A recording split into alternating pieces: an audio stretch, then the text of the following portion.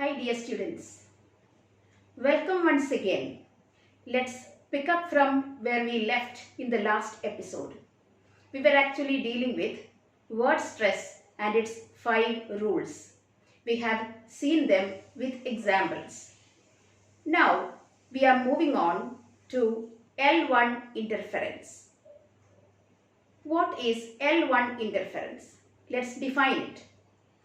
L1 interference is nothing but the influence of mother tongue on the foreign language we learn afterwards. To make it clear, let me define it this. When a person learns a foreign language, after acquiring his mother tongue, the mother tongue will have a certain influence on the foreign language which is learned afterwards. This influence is known as L1 interference.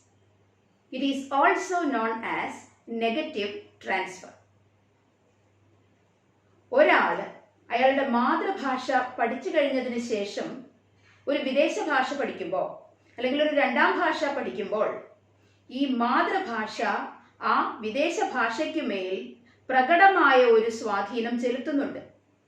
അതിനെയാണ് നമ്മൾ L1 interference എന്നുള്ളത് കൊണ്ട് ഉദ്ദേശിക്കുന്നത്. L1 എന്ന് പറഞ്ഞാൽ language 1. ആദ്യം നമ്മൾ പഠിച്ച ഭാഷ, മാതൃഭാഷ. സ്വാഭാവികമായും മിക്കവാറും കേസുകളിൽ അത് മാതൃഭാഷ തന്നെയായിരിക്കും. അപ്പോൾ the language which was learned first will have a certain influence on the language learned afterwards. That is known as L1 interference. It is also called negative transfer.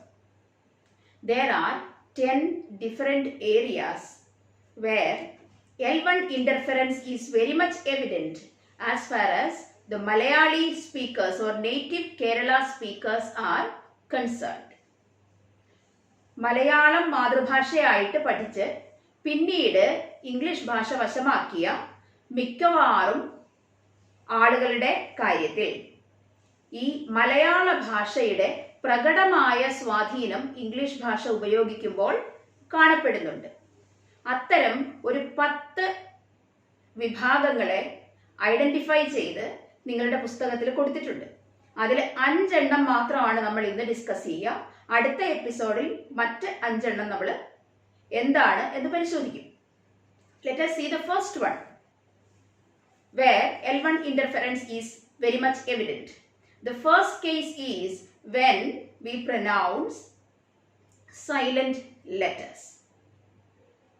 In Malayalam words, when we articulate, we don't leave any word silent, any letter silent. മലർ എന്ന വാക്ക് നമ്മൾ മ ല റ് ആ 3 ശബ്ദങ്ങൾക്കും ഒരേ പ്രാധാന്യം കൊടുത്തുകൊണ്ടാണ് ഉച്ചരിക്കുക. അതിൽ നിന്ന് ചില്ലക്ഷരം എടുത്തു മാറ്റിയാൽ വാക്ക് വേറെയാവുകയും അർത്ഥം വ്യത്യസ്തമാവുകയും ചെയ്യും.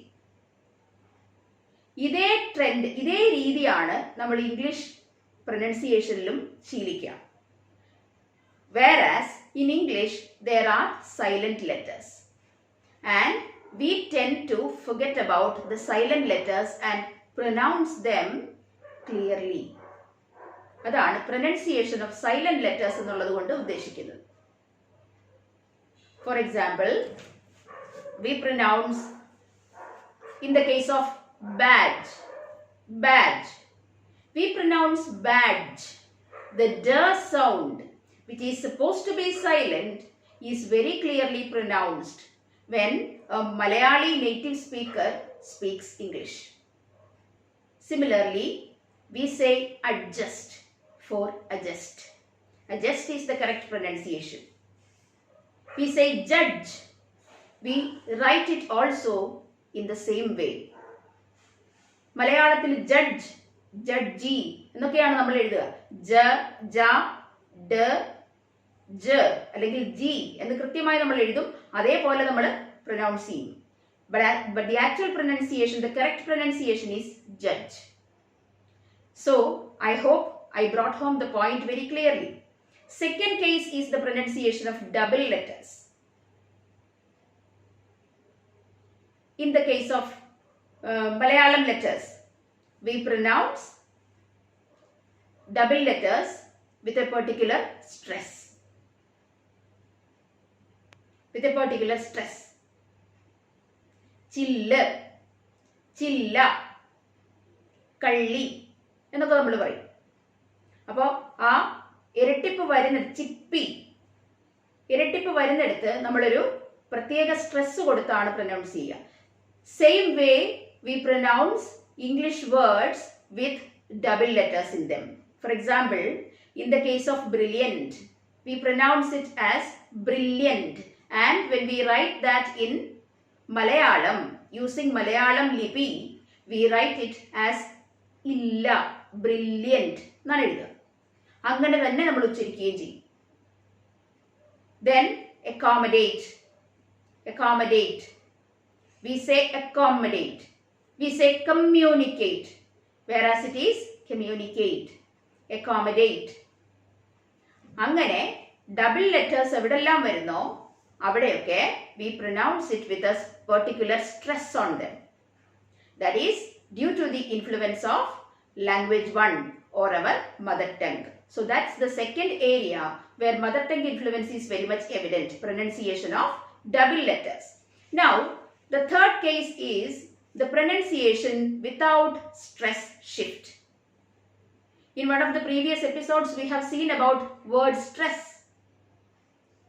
How the stress shift occurs when a word is pronounced as a noun and articulated as a verb. According to the function, the stress shifts from one syllable to the next syllable. That we have seen. But in Malayalam, we don't have such a case at all.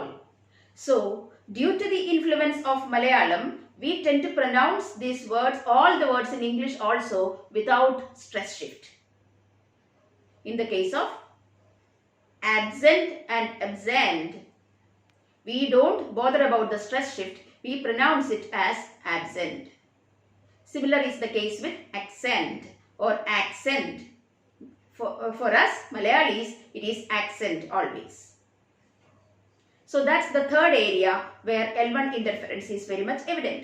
Now the fourth area is the pronunciation of certain past tense forms and plural forms. In the case of plural forms, for example, roses, R-O-S-E-S. It is pronounced as roses. That's the correct English pronunciation. Whereas we native speakers of Malayalam pronounce it as roses. Because we don't have that z sound in Malayalam. We have only sa. So we pronounce it as roses instead of roses. Similar is the case with dogs. It's dogs. We pronounce it as dogs. Then, in the case of past tense forms, especially the words ending with ed. For example, look, the word look, L-O-O-K. Its past tense is looked. The t sound occurs over there when we articulate correctly in English. But we say looked, looked. D sound we make. So, such cases are one area where mother tongue influence is very clear. The fourth area. Coming to the fifth area, that is where we strongly articulate weak function class words. ഓരോ വാക്കിനും ഓരോ ധർമ്മമുണ്ട് ഭാഷയിൽ. Every word has a particular function to perform according to the situation in which it occurs. Weak function class words and strong function class words are there. വളരെ മൃദുവായ ധർമ്മമുള്ള വാക്കുകളുണ്ട്, കഠിനമായിട്ട് ഉച്ചരിക്കപ്പെടേണ്ട വാക്കുകളും ഉണ്ട്. We don't bother about such differences due to mother tongue influence. മലയാളത്തിൽ നമുക്ക് വളരെ സമഭാവനയോടുകൂടിയാണ് എല്ലാ വാക്കുകളെയും നമ്മൾ കാണുന്നത്, എല്ലാ അക്ഷരങ്ങളെയും കാണുന്നത്. അതുകൊണ്ട് തന്നെ ഒരു വാക്കിന് പോലും നമ്മൾ പ്രാധാന്യം കുറച്ച് കാണുന്നില്ല. ഞാൻ വരുന്നു എന്ന് പറയുമ്പോൾ ഞാൻ എന്ന വാക്കിനും വരുന്നു എന്ന വാക്കിനും തുല്യ പ്രാധാന്യമാണ്. Whereas in English it's I'm coming. I'm coming. There the I, initial I, is having a very weak function over there. It's a weak function class word. I'm coming is the correct way of pronouncing it. Whereas we native Keralites say I am coming. ആ ഞാൻ വരുന്നു എന്ന് മലയാളത്തിൽ പറയുമ്പോൾ ഞാൻ എന്ന പദത്തിന് എത്രമാത്രം പ്രാധാന്യം കൊടുക്കുമോ അത്രയും പ്രാധാന്യം നമ്മൾ ഐ എന്ന ഇംഗ്ലീഷ് പദത്തിനും കൂടി കൊടുക്കുന്നു. And the reason is mother tongue influence. We say I am coming instead of am coming. So keep it in mind. Am coming is the correct way of pronouncing it, not I am coming. So the 5 areas: pronunciation of silent letters, pronunciation of double letters, weak the pronunciation of words without stress shift, pronunciation of certain past tense forms and plural forms, and pronunciation of weak strong articulation of weak function class words. These are the 5 areas where mother tongue influence is very much evident. In the next session, we will discuss with 5 more areas where L1 interference or negative transfer is very clear. Thank you.